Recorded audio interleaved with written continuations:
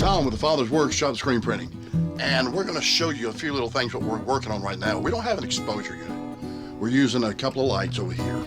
I'll show you what we're using. We're using these lights here. Everybody uses the lights, and they point down.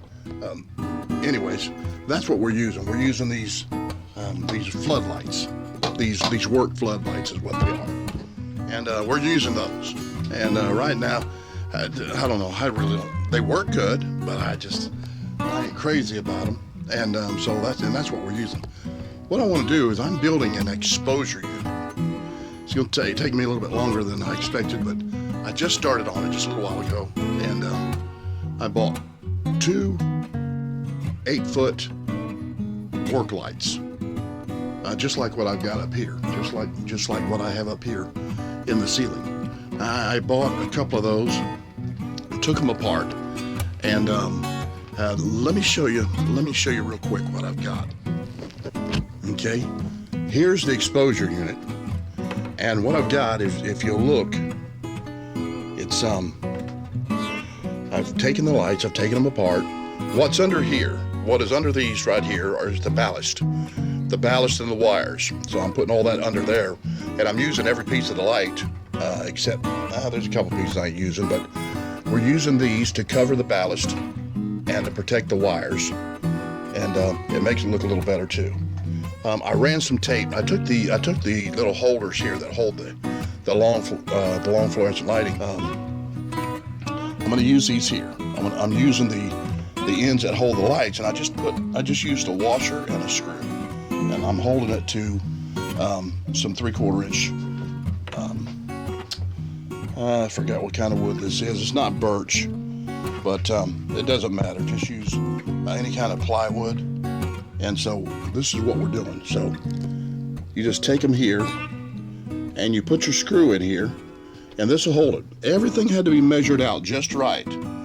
And what I did was I used this piece of the light. This is the piece that I haven't used. But if you'll notice this edge right here, this piece right here, this, and on the other side, down here on this other end down here, if you'll look at that, that's exactly how long that these have to be apart from each other. So these have to be that distance. They have to be that distance apart. Now I ran this aluminum tape to be reflective, and what I'll do is I'll probably put me another piece in. I'll put another piece of tape in between here, and it'll make this whole bottom section reflective, and that way it's kind of really shiny, real bright, to do what I need to do as far as burning this. I took the cords, still hooked up. So all of this is still hooked up. The only thing is, these are not hooked into here for the light to be able to hang them from the ceiling. So I just took them apart and did it like this. So really easy. It's really easy. Now, and so what I'm going to do now is I'm going to go ahead and I'm going to build the sides. And then when I do the top, I say I've got some more wood here. Once I take this, I will do the sides, all 4 sides, and I'm going to come in at an angle, and I'm going to have it just the right size that I need to do my screens. And I'm not doing anything really. My screens are 20 by 20s and 20 by 24s. And I really don't do anything bigger than that. I mean, if I have to do shirts that are larger than that, I don't know. That's pretty big. And we're going to start doing some regular signs with some of that corrugated stuff eventually. But we're using the Coroplast ink. But we're going to start doing some of that because we got some ideas to work some things while we're doing screen printing. So why not use every avenue possible and do everything we can? But if you look, this is the way we got it set up. So all this is a shop light with two bulbs. Shop light with 2 bulbs, and I just divided them. Kind of space them out as equal as you can. Do the same over here. You don't want your bulbs looking all crooked. And then just take your extra pieces here and put on top of here.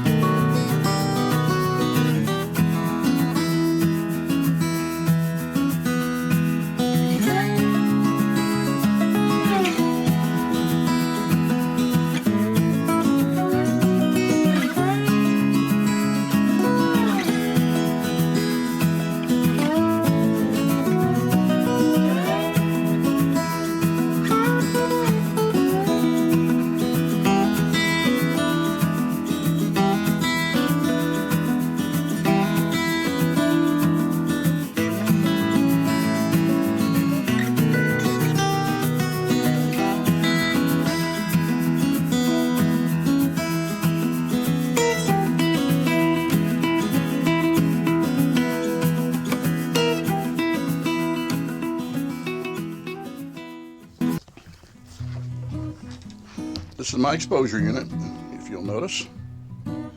It is a wooden box that I built.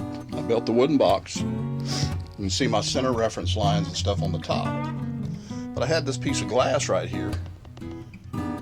This piece of glass, it was what I was using when I was using those lights when they were being shown from above. And you put the clear glass over your screen and then you expose it that way.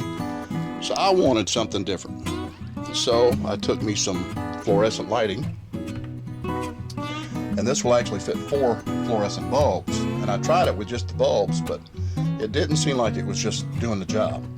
So I put these lights that I used for exposure before, I put them in there along with 2 lights. So I just take and take and line this up on my unit, get it centered. And once I have it centered on my glass here, I'm trying to do all this with one hand, so kind of bear with me. I will line up my screen and center it and lay it down. So then I have my screen and everything on there.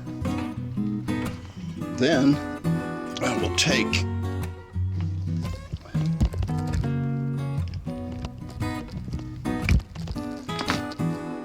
and plug it up. And there I have my exposure unit. Now this screen I've got naturally doesn't have any emulsion on it, so I'm wasting my time doing what I'm doing. But I'm giving you an example of my exposure unit. And if you'll see, it's got a lot of lighting here. And so that is my exposure. Anyways, but that's my exposure unit. That's what I use right here, and it's something that I made. Didn't cost much. Sure didn't cost, you know, $600 or $700 or $800 or even more. Not too bad. I like my little exposure unit. It's working okay so far. So now I'm fixing to do a screen print job for me. I'm going to do the Father's Workshop screen print. This is Tom with the Father's Workshop screen printing. Till next time, remember, like and subscribe. You can't go wrong. God bless. Meow.